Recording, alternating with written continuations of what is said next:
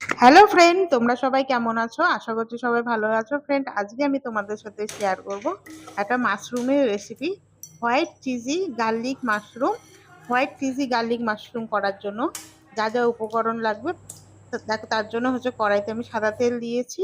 সাদা তেল সাদা তেল দিয়েছি হচ্ছে 2 টেবিল স্পুন। তার সাথে দিয়েছি হচ্ছে বাটার 1 টেবিল স্পুন। দিয়ে হচ্ছে এটাকে ভালো করে মেল্ট করে নেব। এবার এর মধ্যে অ্যাড করে দিচ্ছি হচ্ছে রসুন কুচি। 7 থেকে 8টা আমি রসুন কুচি নিয়েছি। তার সাথে দিয়ে দিচ্ছি হচ্ছে মিডিয়াম সাইজের পেঁয়াজ হচ্ছে 3টে। দিয়ে হচ্ছে এটাকে ভালো করে ভাজা ভাজা করে নেব।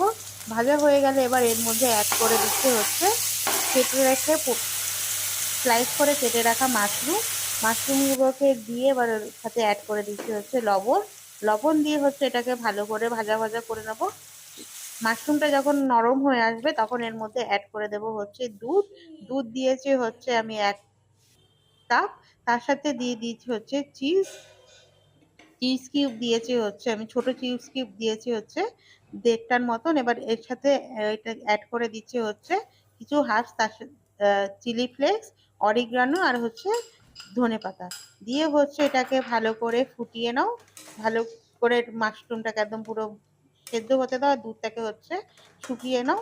এবার হচ্ছে এটা যখন হয়ে যাবে এবার এর মধ্যে অ্যাড করে দেব হচ্ছে কর্নফ্লাওয়ার দিয়েছি হচ্ছে 1 টেবিল স্পুন হচ্ছে কর্নফ্লাওয়ার নিয়েছি। এবার হচ্ছে এটাকে সামান্য দুধের মধ্যে এটাকে ভালো করে গুলে নাও। গুলে নিয়ে এবার এর মধ্যে অ্যাড করে দাও।